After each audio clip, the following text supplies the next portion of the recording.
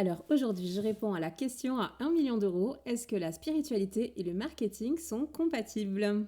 Et si tu ne me connais pas encore, je m'appelle Emmanuelle, je vais t'apprendre le marketing en mode éthique et authentique et je t'invite à venir me suivre sur les réseaux sociaux. Donc pour répondre à la question, est-ce que la spiritualité et le marketing sont compatibles?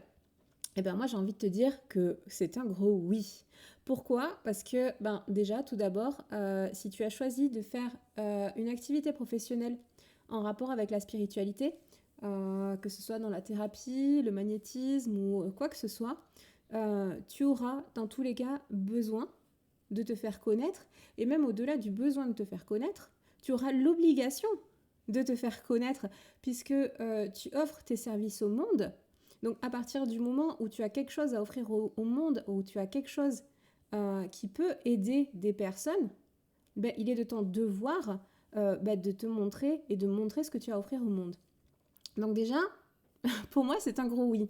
Il y a aussi une définition que j'aime beaucoup d'Éric Vernet qui dit que le marketing, c'est pas seulement offrir un bien ou un service, mais c'est aussi offrir du lien au consommateur.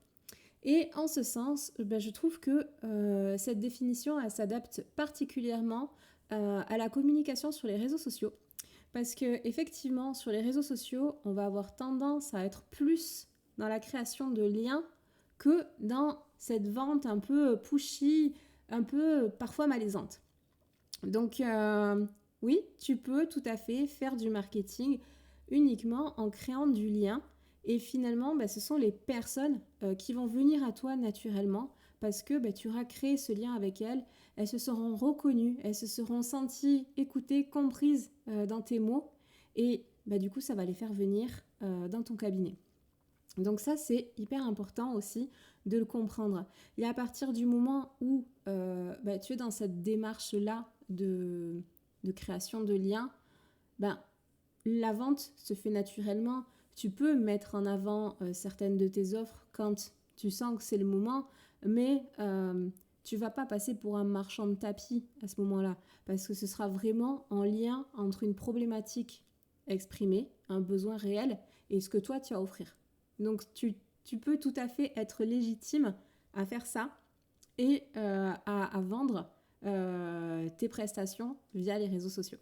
Et pour ça, en fait, pour éviter de partir dans tous les sens et de créer du contenu de manière chaotique et aussi de perdre ton temps à créer des choses qui n'auront pas forcément un grand intérêt, il convient d'avoir déjà une stratégie claire que tu vas pouvoir actionner facilement et qui va te correspondre.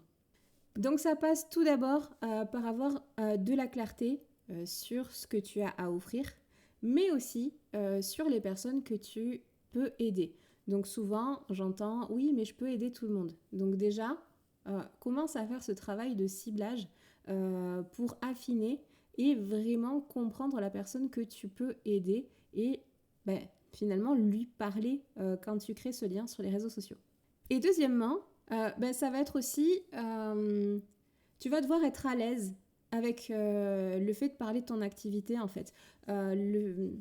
Tu vas devoir avoir de la clarté sur ce que tu énonces parce qu'à un moment, si tu n'es pas sûr de toi, si tu commences à douter, s'il y a des choses qui frictionnent, forcément ça va se sentir et forcément ça va se ressentir dans tes communications. Donc ça aussi, c'est quelque chose à travailler en toi pour être totalement à l'aise et confortable avec le fait de parler de ton activité et avoir de la clarté sur ce que tu as à offrir. Et une fois que tu as ces deux éléments, là pour le coup, tu vas vraiment pouvoir mettre en action ta communication dans ton authenticité, dans ton unicité et faire en sorte que les clients viennent à toi naturellement. Et si tu as des doutes, si tu ne sais pas par où commencer, si tu ne te sens vraiment pas à l'aise avec ta communication, avec les réseaux sociaux, avec le fait de montrer ton activité, n'hésite pas à venir visiter mon site internet qui se trouve dans la description. Et également, n'hésite pas à venir prendre un rendez-vous avec moi pour que je t'explique en individuel comment tu peux débloquer tout ça. Et dernière chose, n'hésite pas à liker et commenter cette vidéo, j'aimerais bien avoir ton point de vue sur ces sujets. Et n'oublie pas de t'abonner, comme ça me montrera que tu me soutiens. À très bientôt.